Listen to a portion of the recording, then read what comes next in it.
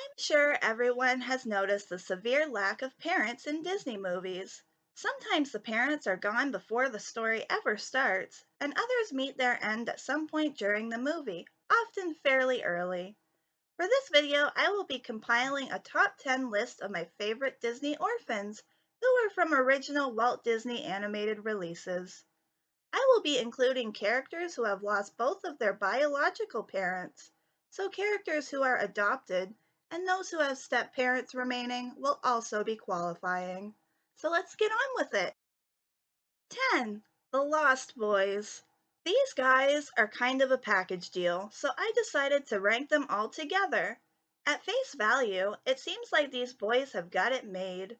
They can pretty much do whatever it is they want to do when they want to do it. But realistically, it doesn't seem like they live very well. Sleeping on the floor, getting kidnapped by pirates, and busting out into a brawl at any given moment can get old very quickly. When Wendy brings up the concept of a mother, we see the boys missing mothers they can't even remember. They are very lost indeed. 9. Beast. Okay, this character doesn't start out very great at all. He's belligerent, selfish, and temperamental a good amount of the movie, but he finally starts to come out of it once he is genuinely cared for. He's definitely one who suffered from a lack of parental structure and loneliness. Having subjects is different from having any real connections, and it likely stunted his emotional growth. He begins winning me over when he starts to dote on Belle and makes great strides in correcting his problematic behavior. 8. Cusco. Here's another one who has a bit of a villain redemption story going on. He starts out extremely self centered and rude to anyone and everyone. Being turned into a llama did him some favors because it forced him to get to know the people he was brushing aside for his own superficial desires. Instead of forcing people to relocate, he builds Cuscotopia elsewhere so others can enjoy it with him. Sometimes the cold jerks just need the right people in their lives to make a positive change. 7. Vanellope von Schweetz. Vanellope may be a little pest when we first meet her, but we soon learn that she is completely ostracized because she is allegedly a glitch. She is ridiculed by nearly all from what we see, and she spends her time hiding away in an unfinished level all by her lonesome, and bundles herself up like a little homeless lady. She's a little kid all on her own, and it is a shame she lacked a support system for who knows how long. 6. Kristoff. I know he gets taken in by the trolls, but the story of his biological parents remains a mystery. I wonder if he was orphaned when he was too young to remember them. That would be a shame, but it would also explain why he doesn't make much mention of them.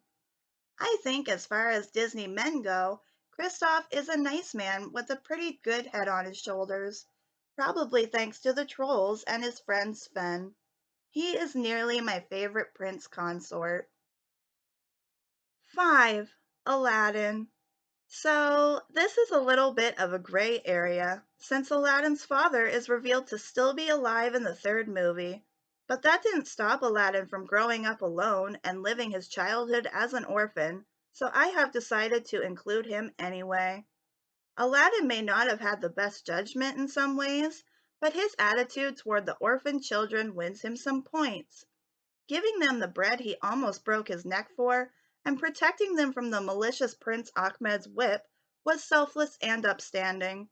He knew what it was like to be them, and wanted to help, because he knew from experience that nobody else would. 4.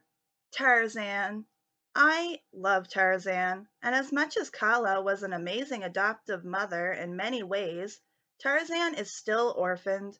Even worse than the rest on this list, he saw no one who resembled him even a little bit, and that isolation and confusion caused him to experience a very unique type of pain.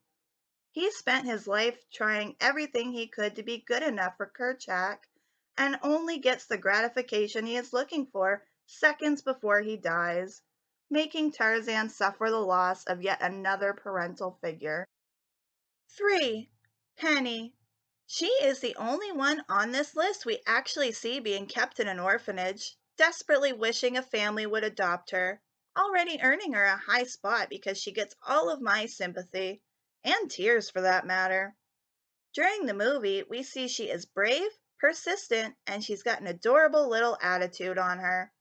She's only 6 years old, and she's shoved down into a hole with skeletons everywhere to look for a dang diamond. I would be shitting. I'm glad she gets adopted by a seemingly nice family at the end. She deserved to be loved correctly. 2. Arthur. They literally nicknamed him Wart, and it is used so often that even those who like him and are trying to help him also call him Wart. That is so damn rude, I can't get over it. Talking back gets him demerits, resulting in hours and hours of forced labor. He doesn't have a mean bone in his body, and he tries to do his best at everything he does. He says one of my all time favorite Disney quotes, and it helps earn him such a high spot on this list. Just because you can't understand something, it doesn't mean it's wrong. That is some pretty forward thinking for a child in the Dark Ages. No wonder he was able to pull the sword from the stone. 1. Quasimodo. This man was kept away from every other person except for Frollo, who Quasimodo refers to as master, and that already rubs me the wrong way. He is made to think he is a monster and fed lies about groups of people, likely to stifle any desires of attempting to leave his tower. He is almost murdered twice and suffers public humiliation. He has done absolutely nothing to deserve any of this cruelty, and yet it still doesn't make him cruel. I consider him to be an extremely underrated Disney hero. He is a literal lifesaver. I hope you enjoyed my video of my top 10 favorite Disney orphans. Feel free to like, comment, and subscribe, and TTFN, ta-ta for now.